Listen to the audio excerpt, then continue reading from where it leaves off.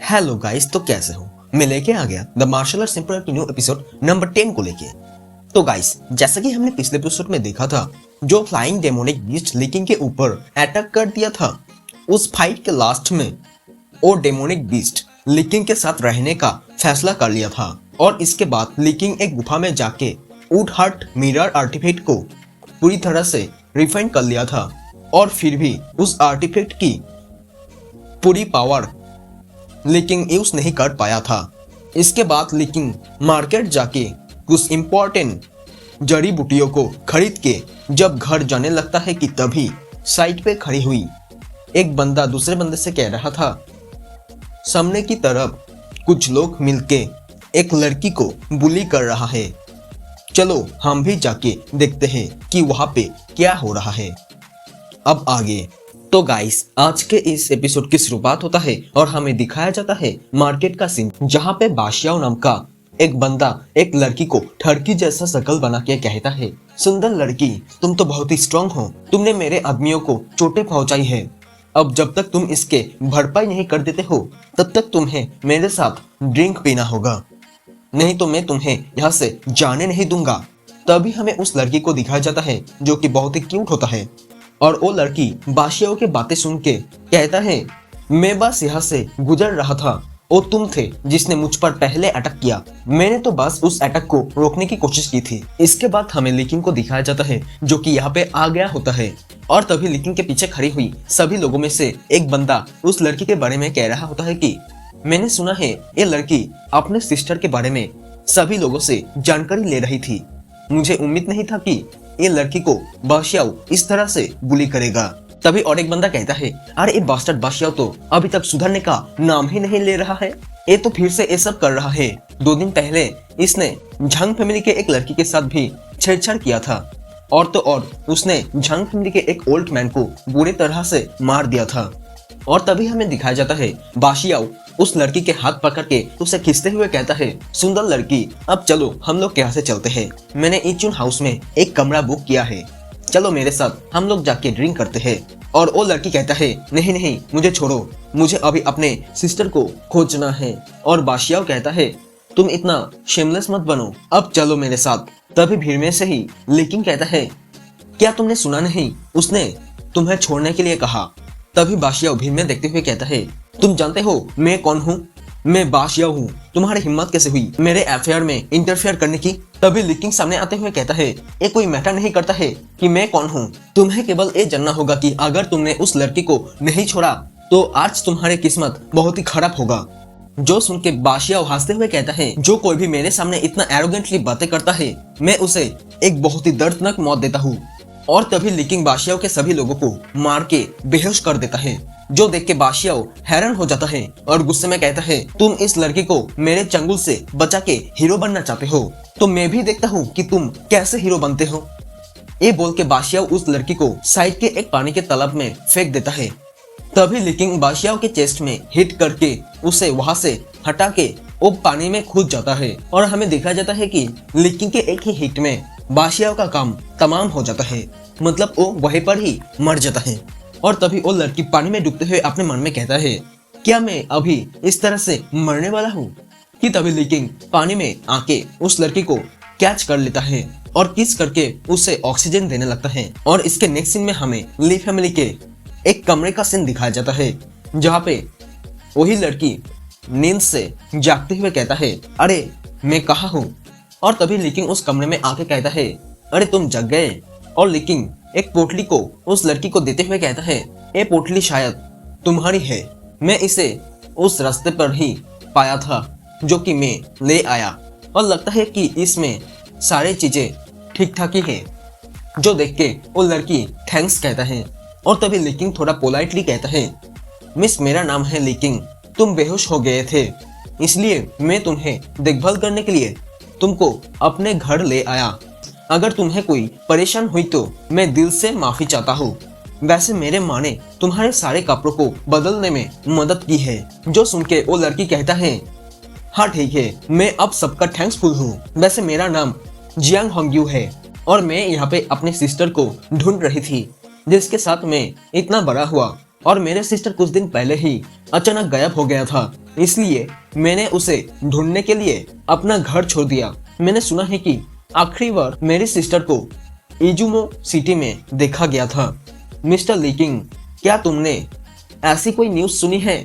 और लीकिंग कहता है, नहीं, लेकिन मैंने तुम्हारे सिस्टर को ढूंढने में मदद के लिए किसी को भेज सकता हूँ। अगर तुम्हें कोई आपत्ति ना हो तो तुम ठीक होने तक हमारे ली फैमिली में रुक सकते हो और तुम्हारे सिस्टर की न्यूज़ आने तक वेट कर सकते हो।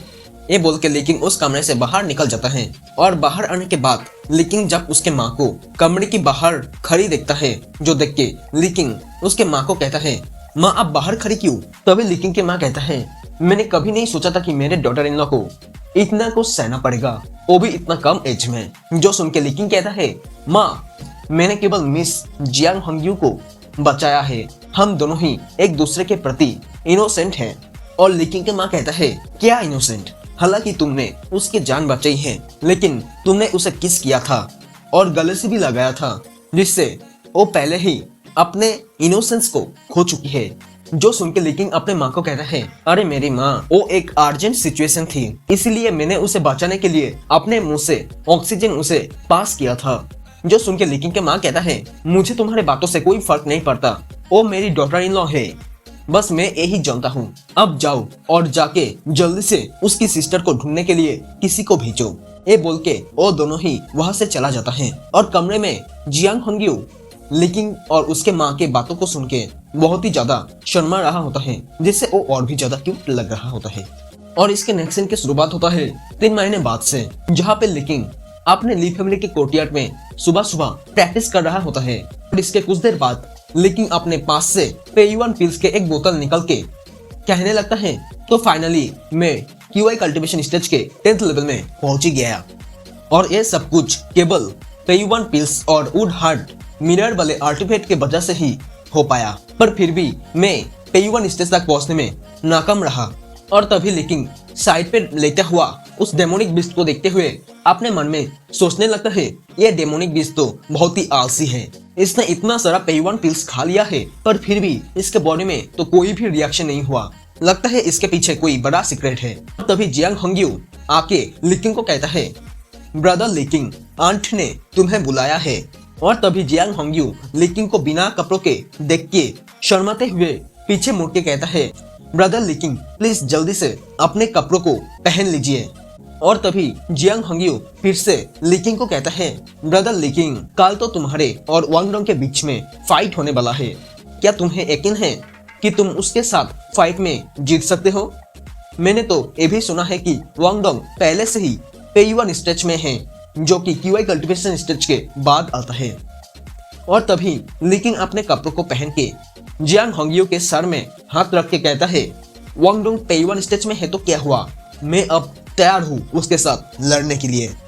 जो सुन के जियांग हंग्यू कहता है, हाँ मुझे यकीन है कि तुम ही जीतोगे। और इसके बाद हमें नेक्स्ट दिन में फाइट एरिना के सीन दिखाया जाता है, जहाँ पे ग्रेट एल्डर अनाउंस करता है और कहता है कि 3 महीने पहले हमारे ली फैमिली और वांग फैमिली के बीच में मैरिज कॉन्ट्रैक्ट को लेके जो प्रॉब्लम हुआ था, उस प्रॉब्लम में सुधार लाने के लिए हमारे ली फैमिली और वांग फैमिली के बीच में तय हुआ मार्शल आर्ट्स फाइट अब शुरू होने वाला है। जो सुन के वहाँ के सारे लोग आते हुए कहने लगता है, हाँ जल्दी से फाइट स्टार्ट करो, हम सब भी देखना चाहते हैं कि अब इस फाइट में कौन जीतता है।